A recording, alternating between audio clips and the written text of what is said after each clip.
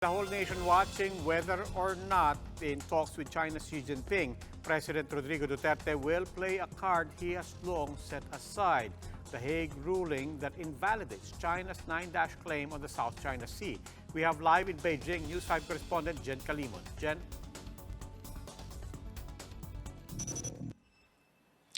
Robbie, President Rodrigo Duterte and Chinese President Xi Jinping started their 8th bilateral meeting exactly 7 o'clock Beijing time, hoping to address issues, resolve differences, and strengthen the relationship between the two countries.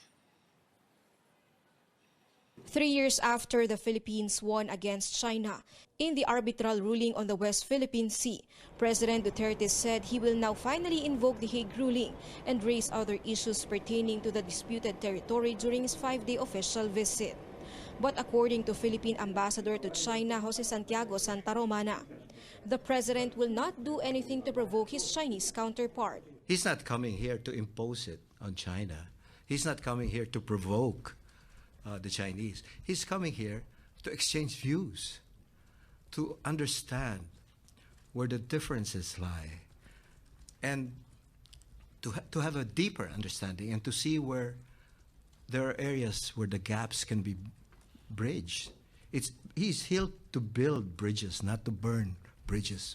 On the president's agenda is the crafting of the Code of Conduct in the South China Sea and the 60-40 oil exploration deal of China and Philippines in the West Philippine Sea.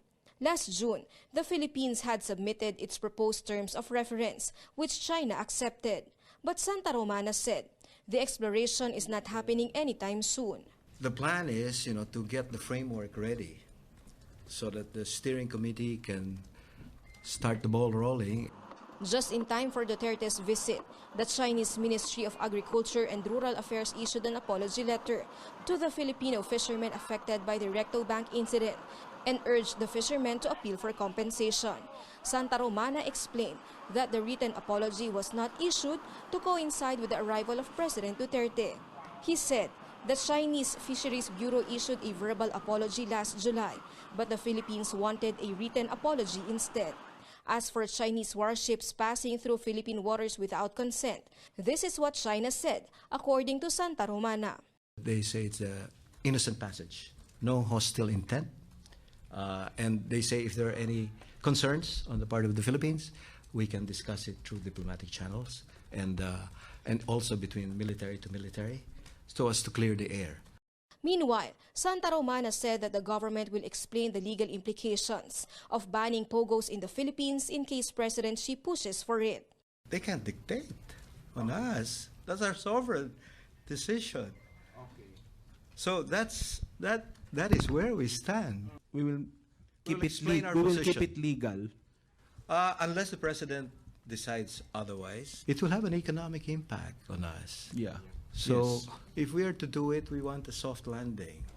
President Duterte will meet with Chinese Premier Li Keqiang tomorrow. On Saturday, he is scheduled to watch the 2019 FIBA World Cup with Chinese Vice President Wang Qishan in Foshan before heading back to Manila.